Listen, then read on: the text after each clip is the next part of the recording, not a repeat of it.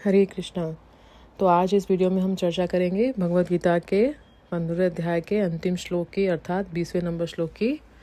श्लोक इस प्रकार से है। इति गुहतमं शास्त्रम इदमुक्तं मया नघ एतबुद्धया बुद्धिमानः स्यात् कृतकृतस्य भारत। अनुवाद प्रभुपाद जी के द्वारा। प्रभुपाद जी की जय। हे निष्पाप अर्जुन, यह वैदिक शास्त्रों का सबसे गोपनीय ज्ञान है जिसे मैंने तुम्हें बताया है।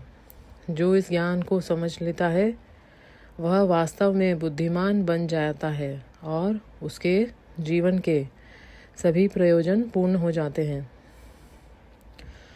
तो इस श्लोक में भगवान क्या बता रहे हैं, इस पर पूरे 15वें अध्याय का निष्कर्ष प्रस्तुत कर रहे हैं।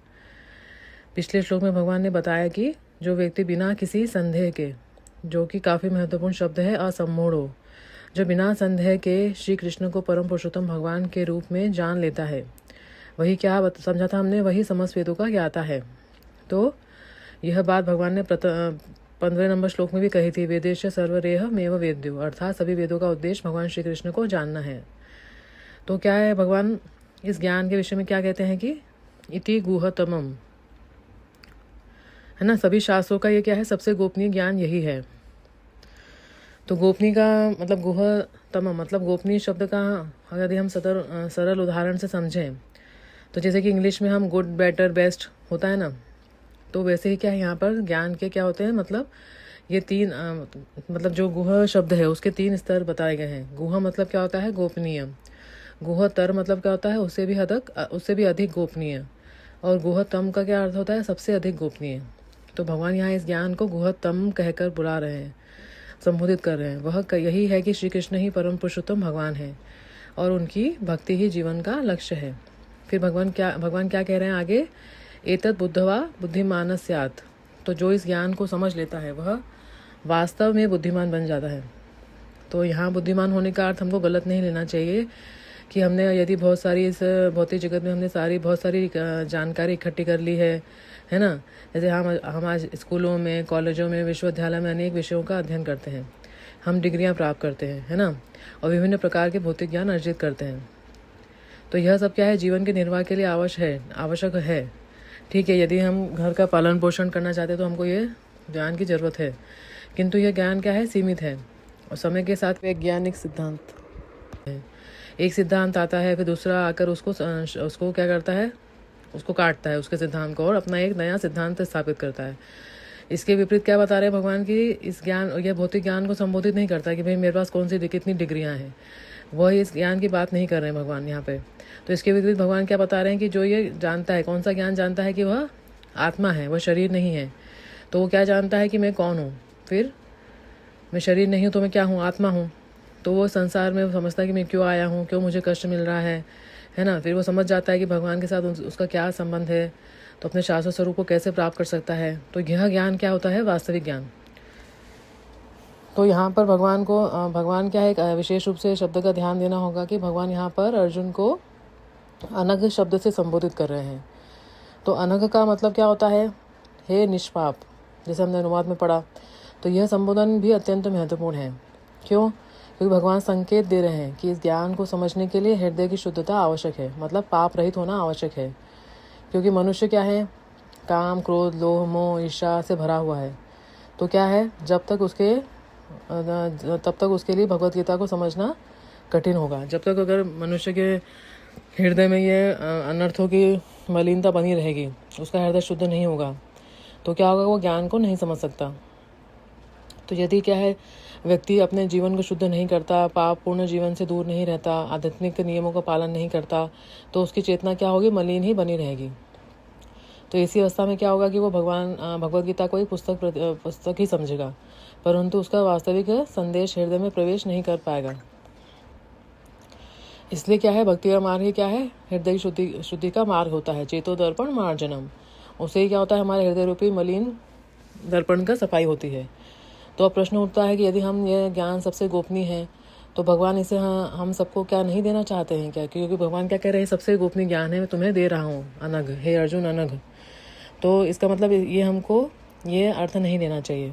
गोपनीय का अर्थ क्या लेना है, बता रहे हैं यहाँ पे कि भगवान इसको छुपाना नहीं चाहते। वास्तव में तो भगवान चाहते हैं कि प्रत्येक जीव इस ज्ञान को समझे और अपनी वास्तविक स्थिति को, वास्तविक पहचान को समझे, भगवान के पास आ जाए जल्दी से जल्दी। परंतु हम ही नहीं समझना चाहते। तो गोपनीय का अर्थ क्या है कि अधिकांश लोग इसकी ओर ध्यान ही नहीं देते, इस ज्ञान की ओर, भगवत गीता की ओर ध्यान ही नहीं देते। जैसे यदि हम इसको एक एग्जाम्पल से समझें कि किसी स्थान पर क्या है, अमूल्य खजाना दबा हुआ है। खजाना दबा रहता है ना कई बार ज़मीन के अंदर, परंतु यदि किसी को पता ही नहीं है, उसको ज्ञान ही नहीं है, तो क्या वो खोजने का प्रयास करेगा? नहीं करेगा। तो उसी तरह क्या है कि भगवान के साथ भी हमारा शाश्वत संबंध है। और इसकी जानकारी कहाँ मिली? इसको खजाना भी कहना सही है, क्योंकि इसकी खजाने की जानकारी कहाँ मिली है? कहाँ मिलती है हमको? भगवत गीता में। तो पर क्या है, लोग इसको लेना ही नहीं चाहते, पढ़ना ही नहीं चाहते, उनके पास वक्त ही नहीं है। क्योंकि अधिकांश लोग क्या कर रहे हैं, इंद्रिय सुख में, धन प्रतिष्ठा, सांसारिक विषयों में इतने व्यस्त हैं कि उनको इस खजाने की खोज ही नहीं करना है। इसलिए भगवान इस ज्ञान को क्या कह रहे हैं कि ये सामने होते हुए भी अधिकांश लोग इसको छुपा हुआ मानते हैं, और इसलिए भगवान इसलिए गोपनीय शब्द भगवान यूज़ कर रहे हैं। तो इसलिए क्या करना होगा? यदि हमको खजाना ढूंढना है तो हमको क्या करना होगा? प्रयास करना होगा। तो इसलिए जब तक कोई ईमानदारी से सत्य को जानना चाहता है, प्रयास करता है उसके लिए, तो भगवान क्या करते हैं? स्वयं उसकी सहायता करते हैं अंदर से, हृदय में परमात्मा के रूप में। जैसे हमने समझा है कि भगवान क्या होते हैं, हृदय में परमात्मा के रूप में सदैव रहते हैं जीव के साथ। तो क्या आता है भगवत गीता में? श्लोक आता है 10.10 में। वहाँ भगवान क्या कहते हैं कि तेषाम सतत युक्तानाम भजताम प्रीतिपूर्वकम ददामी बुद्धि योगम तम येन मामुपयांति ते। जो प्रेम पूर्वक शब्द अत्यंत महत्वपूर्ण है। प्रेम पूर्वक निरंतर मेरी भक्ति करता है, उन्हें मैं वह बुद्धि योग प्रदान करता हूँ जिससे वे मेरे पास आ सकते हैं। तो यही है कि जब व्यक्ति प्रयास करता है तो भगवान क्या करते हैं? परमात्मा के रूप में प्रत्येक जीव के हृदय में स्थित हैं, और वे देखते हैं कि जीव क्या है, वास्तव में प्रयास कर रहा है ना। क्योंकि यहाँ इंद्रियां हमें अपने विषयों के निरंतर खींचती रहती है, काम क्रोध ये सब भरा रहता है, अनर्थ भरे रहते हैं करोड़ जन्मों के।